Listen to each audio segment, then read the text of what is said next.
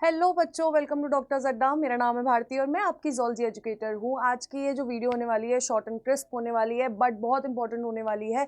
क्योंकि बेटा जी, अगर हम लोग नीट 2024 का 2023 का पेपर लें या फिर पिछले कुछ सालों का भी पेपर लेते हैं तो हमारे नीट के अंदर डायग्राम बेस्ड क्वेश्चंस बहुत आते हैं। चाहे वो लेबलिंग वाले डायग्राम बेस्ड क्वेश्चन हो या डायग्राम से निकाली हुई स्टेटमेंट्स हो जो आपके लिए एज अ क्वेश्चन प्रेजेंट कर देता है एग्जामिनर। तो आज मैं लेके आई हूँ मोस्ट रिपीटेड डायग्राम्स आपके बायोलॉजी से, जिनसे क्वेश्चंस आते ही आते हैं और लास्ट 5 साल में इन डायग्राम से क्वेश्चंस आए हैं। ठीक है, तो आपको ये डायग्राम जरूर कर लेनी है क्योंकि ये मोस्ट रिपीटेड डायग्राम्स हैं। इनसे क्वेश्चन बेटा जी आएंगे ही आएंगे और अगर आप इनसे क्वेश्चंस कर लोगे तो अगर हर पेपर में, अगर मैं एक नीट के एग्जाम की बात करूं तो ऑलमोस्ट हर पेपर में देयर आर 10 क्वेश्चंस जो कहीं ना कहीं डायग्राम से एक्सट्रैक्टेड होते हैं। ठीक है, तो 10 यानी कि 40 मार्क्स आपके स्कोर हो सकते हैं सिर्फ इन डायग्राम से। और हर चैप्टर के कुछ और इंपॉर्टेंट डायग्राम जिनसे क्वेश्चन बन सकते हैं वो भी मैं यहाँ पर लेके आई हूँ। तो let's start with the first chapter जो कि आपका breathing and exchange of gases होता है जूलॉजी के अंदर, है ना। ह्यूमन फिजियोलॉजी से स्टार्ट करते हैं। अब ह्यूमन फिजियोलॉजी के अंदर ये वाला जो डायग्राम है इससे बार बार क्वेश्चन पूछा जाता है। अब चाहे वो स्टेटमेंट बेस्ड हो चाहे वो डायग्रामेटिक हो, इसको गायब कर देंगे या कभी इसको गायब कर देंगे। और इसके अलावा स्टेटमेंट बेस्ड क्वेश्चंस भी आपके मैकेनिज्म ऑफ ब्रीदिंग से बहुत बार पूछा गया है। और लास्ट 5 साल की अगर मैं बात करूं तो हमारे पास इस चैप्टर से आते हैं 2 या 3 क्वेश्चन, और उन 2 या 3 क्वेश्चन में से इस डायग्राम या मैकेनिज्म ऑफ ब्रीदिंग के ऊपर कम से कम 2 या 3 क्वेश्चंस आए हैं। तो ये बहुत इंपॉर्टेंट डायग्राम है। नेक्स्ट आपका आ जाता है स्ट्रक्चर ऑफ एल्वेलाई, जिससे ये क्वेश्चंस आते हैं। ठीक है, स्ट्रक्चर ऑफ एल्वेलाई से भी क्वेश्चंस पूछे जाते हैं।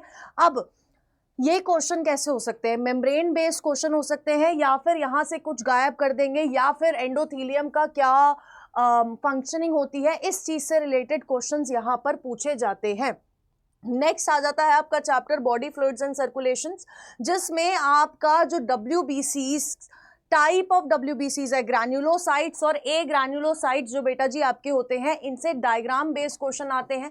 मैच द फॉलोइंग एग्जैक्टली आ जाता है, या न्यूक्लियस के बेसिस पे क्वेश्चन आते हैं। किसका न्यूक्लियस बाइलोब्ड है, किसका न्यूक्लियस सिंगल न्यूक्लियस है, या फिर किस तरह का एस शेप न्यूक्लियस है, इस तरह से डायग्राम बेस्ड क्वेश्चन पूछे जाते हैं।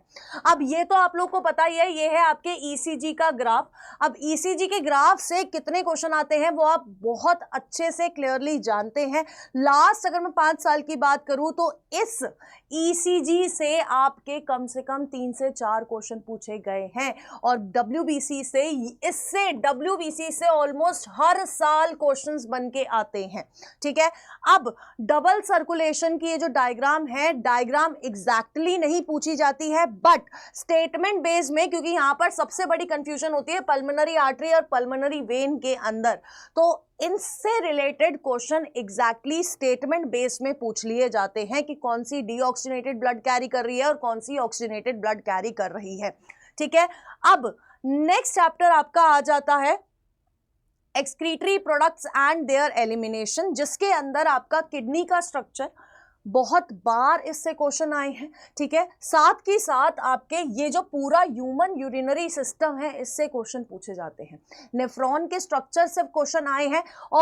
और सबसे बड़ी बात है, अगर मैं कंसेप्ट बेस्ड क्वेश्चन की बात करूं, स्टेटमेंट बेस्ड क्वेश्चन की बात करूं, तो आपका ये जो काउंटर करंट मैकेनिज्म है, हर साल इस डायग्राम बेस्ड क्वेश्चन आता है इससे, कि NaCl कहां से बाहर आ रहा है, H2O कहां से अंदर जा रहा है, यूरिया कहां से बाहर आ रहा है। तो ये सारी चीजें इस चीज से, इस डायग्राम बेस के ऊपर पूछी जाती है। तो एक बहुत ज्यादा इंपॉर्टेंट डायग्राम है। अगर हम लोग बात करेंगे excretory products and there elimination की, इस चैप्टर से 2 क्वेश्चन एटलीस्ट पूछे जाते हैं।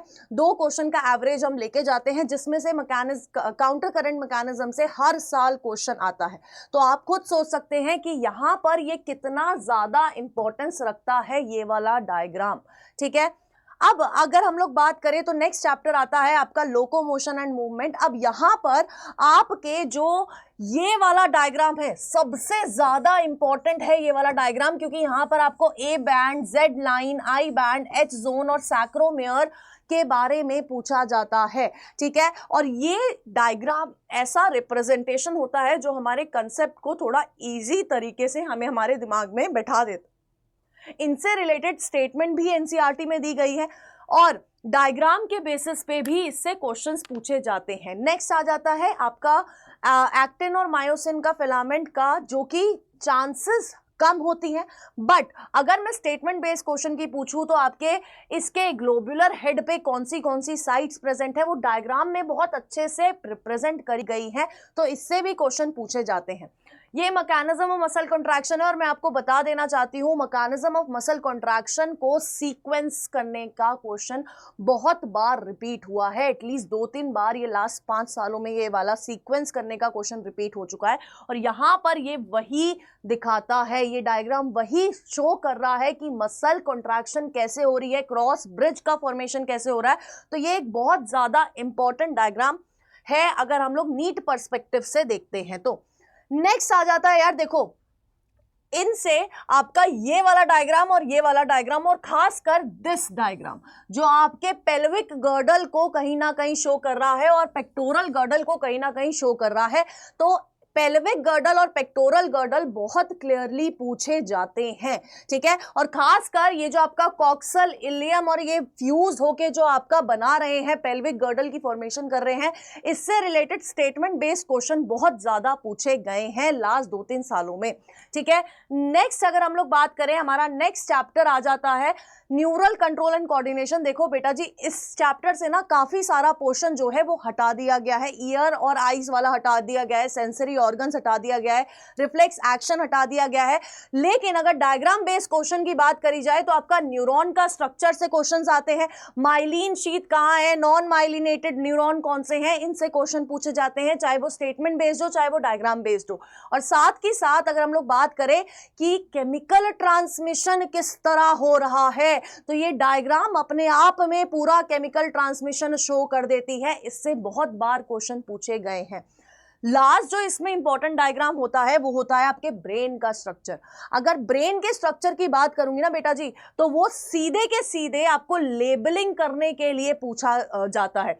लेबलिंग करने के लिए यहाँ पर ए सेरिब्रल एक्वेडक्ट के आगे ए लिख देंगे, पूछ लेंगे ए कौन है, या फिर क्या करते हैं ए का फंक्शन बता देंगे, ठीक है, और फिर पूछेंगे कि ये ए कौन है और इसका फंक्शन मैंने आपको बता दिया है। इस तरह से डायग्राम बेस्ड क्वेश्चन इस चैप्टर से पूछे जाते हैं, ठीक है। नेक्स्ट आपका आ जाता है बेटा जी केमिकल कंट्रोल एंड कोऑर्डिनेशन वाला चैप्टर, जहां पर आपका ये पिट्यूटरी का डायग्राम बेस्ड क्वेश्चन पूछा जाता है। इसमें बहुत ज्यादा इंपॉर्टेंट चीज ये है कि आपकी एंटीरियर पिट्यूटरी डायरेक्ट कंट्रोल में नहीं होती है हाइपोथैलेमस के, पोर्टल सिस्टम के थ्रू होता है, और वहीं पर posterior pituitary is under direct control. तो ये जो डायग्राम है ये बहुत क्लियरली पोर्टल सर्कुलेशन भी रिप्रेजेंट करती है और डायरेक्ट कंट्रोल पोस्टीरियर पिट्यूटरी पे भी रिप्रेजेंट कर रही है। तो इससे बहुत बार चीजें पूछी गई हैं, ठीक है, चाहे वो स्टेटमेंट बना के पूछी गई हो चाहे वो डायग्राम बना के पूछी गई हो। नेक्स्ट, ये जो आपका मैकेनिज्म ऑफ हार्मोन एक्शन है, स्टेरॉइड हार्मोन्स का और आपका प्रोटीन हार्मोन्स का, इससे देखो इस चैप्टर से ना 1 या 2 क्वेश्चन पूछे जाते हैं और एवरेज अगर हम लोग देखें 2 क्वेश्चन पूछे गए हैं। तो 2 क्वेश्चन में से लास्ट 5 साल की अगर बात करूं तो 2 बार इस मैकेनिज्म ऑफ हार्मोन एक्शन से क्वेश्चंस आए हैं। 2019 से 2024 तक इस मैकेनिज्म ऑफ हार्मोन से क्वेश्चंस आए हैं। एग्जैक्टली एफएसएच यहाँ से गायब कर दिया गया है, ठीक है, या फिर सेकेंडरी मैसेंजर यहाँ से गायब कर दिया गया है, सेकेंडरी मैसेंजर के बारे में पूछा गया है, एग्जाम्पल्स के बारे में पूछा गया है, इनसे क्वेश्चंस आते हैं। नेक्स्ट आपका आ जाता है 11th में अगर मैं चैप्टर की बात करूं तो चैप्टर है एनिमल किंगडम, जिसमें से कुछ डायग्राम जो बहुत बार रिपीट हुए हैं वो है आपके ये डिप्लोब्लास्टिक, ट्रिप्लोब्लास्टिक और इसके एग्जाम्पल, और फिर आते हैं आपके सिलोम वाला डायग्राम बहुत बार रिपीट हुआ है। और साथ ही साथ ये एक ऐसा डायग्राम है जहां पर आपको कॉर्डेट की कैरेक्टरिस्टिक पूछी गई है, और कॉर्डेट एक ऐसा पोर्शन है एनिमल किंगडम का जिससे एनिमल किंगडम से 5 क्वेश्चन आ रहे हैं तो 3 क्वेश्चन कॉर्डेटा से आते हैं, ठीक है। तो 3 क्वेश्चन अगर कॉर्डेटा से आते हैं और उसमें से भी जो मोस्ट रिपीटेड क्वेश्चन रहता है वो कैरेक्टरिस्टिक्स होती है कॉर्डेट की। तो ये डायग्राम बहुत ज्यादा इंपॉर्टेंट डायग्राम है अगर मैं आपके नीट की पर्सपेक्टिव से बात करूं, एनिमल किंगडम के पर्सपेक्टिव से बात करूं, क्योंकि 5 क्वेश्चन इस चैप्टर से आ रहे हैं जिसमें से 3 क्वेश्चन आपके कॉर्डेटा से ही आते हैं। ठीक है, अब नेक्स्ट चैप्टर जो आ जाता है ना बेटा, वो आता है स्ट्रक्चरल ऑर्गेनाइजेशन। नई एनसीईआरटी में कॉकरोच और एनिमल टिश्यूज हटा दिया गया है, तो पुरानी एनसीईआरटी के जो टिश्यूज के डायग्राम है, और खासकर जब हम लोग कॉकरोच की बात करते हैं तो कॉकरोच का डाइजेस्टिव सिस्टम से बहुत बार क्वेश्चन पूछा जाता है, सीक्वेंसिंग पूछी जाती है, और रिप्रोडक्टिव सिस्टम से बहुत ज्यादा बार क्वेश्चन पूछे गए हैं। रिप्रोडक्टिव सिस्टम चाहे वो मेल का हो या फीमेल का हो, दोनों से क्वेश्चन पूछे गए हैं और बहुत बार रिपीटेड क्वेश्चन उस कॉकरोच से आते हैं। ठीक है, फिर आ जाता है आपका फ्रॉग। फ्रॉग का जो मेल रिप्रोडक्टिव ऑर्गन है और फीमेल रिप्रोडक्टिव ऑर्गन है, उसके अंदर कंपैरेटिव स्टडी के बेसिस पे क्वेश्चंस आए हैं। नीट 2024 में कोई फ्रॉग से क्वेश्चन नहीं था, जबकि एक न्यूली एडेड टॉपिक था, बट उससे पहले नीट 2023 में जब ये एडेड टॉपिक भी नहीं था बट उधर क्वेश्चन आया था। तो ज्यादातर क्वेश्चन कहां से बनते हैं फ्रॉग के, वो बनेंगे रिप्रोडक्टिव ऑर्गन से। ठीक है, नेक्स्ट अगर हम लोग बात करें ह्यूमन रिप्रोडक्शन की, तो ह्यूमन रिप्रोडक्शन का मैं कहूंगी अपने आप में हर डायग्राम अपनी एक इंपॉर्टेंस रखता है। अगर आप देखोगे तो ये आपका फीमेल रिप्रोडक्टिव ऑर्गन से बहुत बार क्वेश्चन पूछे गए हैं। मेल रिप्रोडक्टिव ऑर्गन के 2 डायग्राम है जिसमें से इस डायग्राम से ज्यादा लेबलिंग वाले क्वेश्चंस आए हैं। फिर ये आपका आ जाता है सेमिनिफेरस ट्यूब्यूल का डायग्राम, जहां पर आपको कहीं ना कहीं पूरी स्पर्मेटोजेनेसिस दिखाई गई है कि स्पर्म फॉर्मेशन किस तरह से हो रहा है, तो इसका सीक्वेंसिंग भी पूछी जाती है। और अगर ये वाला टेबल में बात करूं तो इस टेबल से हर साल लास्ट 5 साल में हर साल गेमेटोजेनेसिस के इस टेबल से क्वेश्चन आता है। तो ये टेबल बहुत ज्यादा इंपॉर्टेंट है। और दूसरा इंपॉर्टेंट अगर मैं बोलूं वो है फीमेल रिप्रोडक्टिव ऑर्गन। अब इस चैप्टर में जो सबसे ज्यादा इंपॉर्टेंट पार्ट है वो है ये, है ना, ये वाला ग्राफ जो कि मेंस्ट्रुअल साइकिल का ग्राफ है। अगर आप इस ग्राफ को देखोगे तो इस ग्राफ से हर साल क्वेश्चन पूछे जाते हैं। 4 से 5 क्वेश्चन ह्यूमन रिप्रोडक्शन में आते हैं, जिसमें से 2 टॉपिक जो हर साल रिपीट होते हैं वो होता है गैमेटोजेनेसिस और मेंस्ट्रुअल साइकिल से क्वेश्चन आएगा ही आएगा। तो ये जो आपकी पूरा का पूरा आपका ग्राफ बनाया हुआ है, डायग्राम सहित ग्राफ बनाया हुआ है, इससे क्वेश्चंस आते हैं। ये आपको बहुत अच्छे से पता होना चाहिए कि कब कौन सा हार्मोन पीक पे है, कब ओव्यूलेशन हो रही है, कब आपका प्रोजेस्टेरोन का कोई रोल है ही नहीं और कब प्रोजेस्टेरोन पीक पर है, कब एंडोमेट्रियम फट रही है और कब एंडोमेट्रियम दोबारा बन रही है। ये डायग्राम से बहुत बार मोस्ट रिपीटेड डायग्राम है ये आपकी पूरी बायोलॉजी की। मैं अगर बोलूं सबसे ज्यादा इंपॉर्टेंट आपकी ये डायग्राम होती है। ठीक है, नेक्स्ट अगर हम लोग बात करें बेटा जी, नेक्स्ट आ जाता है रिप्रोडक्टिव हेल्थ, जिसमें से आपका स्टेरिलाइजेशन टेक्निक से क्वेश्चन आ जाता है। और दूसरा वहां पर कॉन्डोम्स के डायग्राम दे रखे हैं और डायफ्राम का डायग्राम दे रखा है, इम्प्लांट्स का डायग्राम दे रखा है। कभी कभी as it is diagram based question आता है, लेकिन लास्ट 5 साल में अगर मैं देखूं तो एग्जाम्पल बेस्ड जरूर क्वेश्चन आए, बट उन डायग्राम को यूज करता हुआ क्वेश्चन नहीं आया है।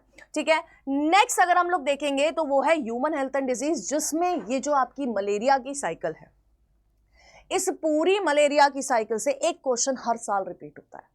हर साल एक क्वेश्चन रिपीट होता है, हर साल एंटीबॉडी के डायग्राम से रिलेटेड क्वेश्चन आता है, हर साल ऑलमोस्ट एड्स से क्वेश्चन आएगा या कैंसर से क्वेश्चन आएगा, लेकिन क्वेश्चन जरूर आएगा। तो ये पूरी कैंसर की एड्स की लाइफ साइकिल है, कैसे वो वायरस आ रहा है, कैसे एड्स फैल रहा है, एड्स क्या कर रहा है।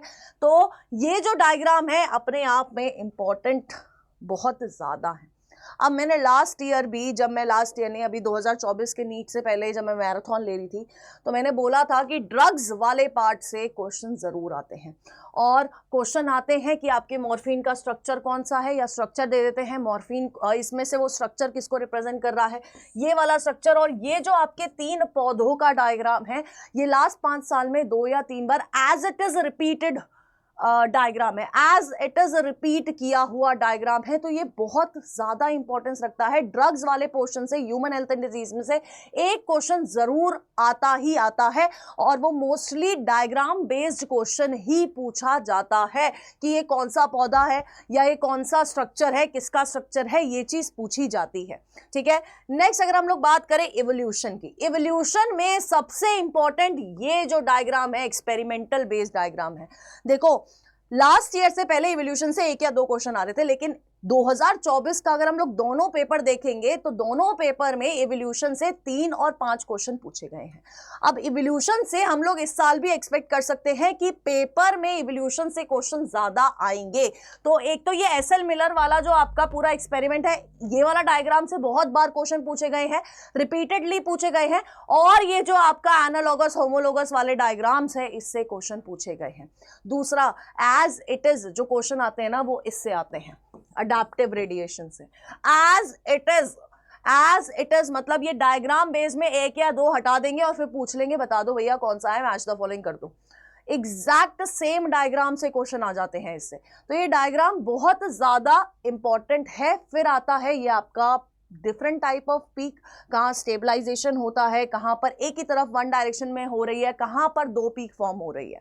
ठीक है, ये वाला डायग्राम लास्ट 5 साल में एक बार पूछा गया है, बट इट इज इंपॉर्टेंट क्योंकि ह्यूमन एवोल्यूशन से अगर डायग्राम बेस्ड क्वेश्चन नहीं आते, लेकिन ह्यूमन एवोल्यूशन से क्वेश्चन जरूर आता है।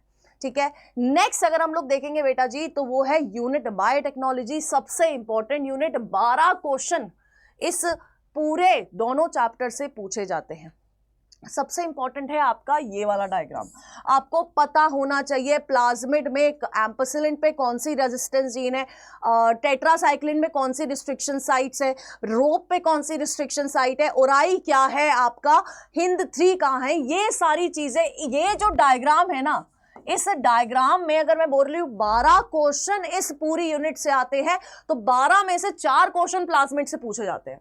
ठीक है ना कहीं किसी ना किसी कंसेप्ट से रिलेट करके इनको पूछा जाता है। नेक्स्ट आपका पीसीआर से बहुत क्वेश्चन आते हैं, इनके स्टेप्स सीक्वेंस में ही पूछने के लिए, मतलब मैं आपको बताती हूँ 3 बार ऐसा हुआ है एग्जैक्ट ये सीक्वेंसिंग वाला क्वेश्चन आता है कि यार पीसीआर के स्टेप्स की सीक्वेंसिंग बता दो, तो बहुत ज्यादा इंपॉर्टेंट है। और फिर ये वाला लार्जेस्ट और स्मॉलेस्ट को बिल्कुल गायब कर दिया जाता है और फिर आपको बोल देते हैं लेबल कर दो भैया ए और बी। बहुत बार पूछा गया है, बहुत बार जेल इलेक्ट्रोफोरेसिस से बहुत बार पूछा गया है। और उसके बाद सबसे ज़्यादा इंपॉर्टेंट डायग्राम आता है आपका इंसुलिन का, क्योंकि इंसुलिन ऐसा टर्म है, ऐसा पोर्शन है, ऐसा कंसेप्ट है जो आपके बहुत सारे और चैप्टर्स में भी हमने इसके बारे में बात करी है, तो इसकी अपनी अलग इंपॉर्टेंस है। तो आपको इसका डायग्राम तो याद होना चाहिए कि कौन सी मैच्योर इंसुलिन में कौन सी पेप्टाइड नहीं होती, कौन सी होती है, प्रो इंसुलिन क्या है, ठीक है, क्या हो रहा है, किस तरह से फॉर्मेशन होती है, इससे क्वेश्चन बहुत बार रिपीट हुए हैं। तो ये आपके कुछ मोस्ट इंपॉर्टेंट डायग्राम्स हैं जो आपको करने ही करने हैं, और ये कर लिए ना, मैं आपको बता रही हूँ 50+ मार्क्स कन्फर्म्ड है, क्योंकि इनसे क्वेश्चंस आएंगे ही आएंगे। और अगर ज़ूलॉजी में 180 नंबर का पेपर है, 50+ मार्क्स अगर आपको डायग्राम देके जा रही है, तो डायग्राम्स का ही नहीं कर रहे हो यार आप लोग। ठीक है, अब गणेश चतुर्थी है ना, तो आपके लिए गणेश चतुर्थी के अवसर पे बहुत ज़्यादा विशेष आपको, है ना, और बहुत ज़्यादा प्यार, बहुत ज़्यादा उन्नति करो, है ना। गणपति बप्पा आ रहे हैं, तो हम भी आपके लिए कुछ लेके आए हैं आपको। अब आप जज्बा 2.0 अवेल कर सकते हो 40% ऑफ में, जो आपको मिल रहा है सिर्फ 1680 में। मोस्ट अफोर्डेबल बैच है अगर हम लोग देखें बेटा जी, हर चीज़ आपको इस बैच में मिल रही है। और मैं आपको सच्ची बता रही हूँ, इससे ज़्यादा अफोर्डेबल और इससे ज़्यादा फीचर्स वाला बैच आपको नहीं मिलेगा। तो अगर आपने प्रिपरेशन अभी भी स्टार्ट नहीं करी है, तो यार ये बैच आप ले सकते हो, क्योंकि 2 सितंबर से ही इसकी क्लासेस शुरू हुई हैं, तो अभी ज़्यादा टाइम हुआ भी नहीं है। तो आपका पूरा सिलेबस जनवरी मिड तक ख़त्म करवा दिया जाएगा। तो प्लीज़ आई रिक्वेस्ट यू, ये आप ले सकते हो। और साथ ही साथ आप ले सकते हो NBTS, जो कि NCERT बेस्ड टेस्ट सीरीज़ है, वो भी आपको 40% ऑफ में मिल जाएगी। बट आपको कोड कौन सा यूज़ करना है, आपको कोड यूज़ करना है बेटा जी ZBBS। ठीक है, ज़ूलॉजी बाय भारती सिंह, आपको दोनों में, चाहे आप NBTS परचेज कर रहे हो, चाहे आप जज्बा परचेज कर रहे हो, आपको ZBBS कोड लगाना है, आपको 40% ऑफ मिल जाएगा। अब एक और बहुत इंपॉर्टेंट अनाउंसमेंट ये है कि डॉक्टर्स अड्डा अभी कंडक्ट करवा रहा है एक स्कॉलरशिप एग्जामिनेशन। अब ये स्कॉलरशिप एग्जामिनेशन होना है 10 सितंबर को। ठीक है, अब 10 सितंबर को 2 से 5 बजे तक एग्जामिनेशन होना है। स्कॉलरशिप वर्थ ₹1 करोड़ है। जो फर्स्ट 5 रैंकर्स होंगे उनको हमारा महापैक मिलने वाला है। कौन सा महापैक मिलेगा, जहां पर आप नीट के अंदर जितने भी कोर्सेज है, आपको सारे कोर्सेज मिलते हैं, टेस्ट सीरीज मिलती है और आपको ई बुक्स भी मिलते हैं। उसके बाद 6th से लेके जो 10th रैंक वाले बच्चे होंगे उनको बिल्कुल फ्री ऑफ कॉस्ट मिलेगा हमारा जज्बा बैच। तो 10th सितंबर को पूरी प्रिपरेशन के साथ ये जरूर देना है। आप एनरोल करने के लिए आपको जाना है आपके अड्डा 24/7 की ऐप पे, नीचे आपको लिंक मिल जाएगा, ठीक है। अगर आप वहां जाएंगे आपको जाना है स्टडी मटेरियल में, स्टडी मटेरियल में जाके आपको ये वाला एग्जामिनेशन सिलेक्ट करना है, इसके लिए एनरोल करना है और 10 बजे 2 बजे 10 तारीख को 2 बजे आप लोगों को आना है ये टेस्ट देने, ठीक है। तो ये टेस्ट जरूर दीजिएगा, आपको ये भी पता चल जाएगा कि आप इस समय कहां लाए कर रहे हैं, आपकी प्रिपरेशन कैसी चल रही है। फुल सिलेबस टेस्ट होने वाला है, ठीक है। तो यार ये जो कुछ डायग्राम्स मैंने बताई है, डायग्राम्स प्लीज करनी है ना। और ये सारी मैं आपको बताना चाहूंगी डायग्राम बेस्ड सीरीज अलग से हम लोग स्टार्ट करेंगे यूट्यूब पे, वाईटी पे, तो वो भी आप जरूर देखिएगा। वहां पर हम लोग सारी डायग्राम्स ही हर चैप्टर की, चाहे वो ज़ूलॉजी हो बॉटनी हो, उसको रिवाइज कराएंगे, पढ़ाएंगे, समझाएंगे, उससे किस किस तरह के क्वेश्चन पूछे गए अब तक वो भी बताएंगे। बट ये कुछ डायग्राम्स थी जो आपको करनी ही करनी है। तब तक के लिए स्टे ट्यून्ड। और अगर आपने अभी तक डॉक्टर ज़ड्डा चैनल को सब्सक्राइब नहीं किया है तो जल्दी से सब्सक्राइब कर दो एंड बता दीजिए अगली वीडियो कौन सी टॉपिक पे आपको चाहिए, कहाँ पर आपको प्रॉब्लम आ रही है, तो पक्का कमेंट करिएगा। चलिए मिलते हैं अब नेक्स्ट वीडियो में, तब तक के लिए tata bye bye and keep studying.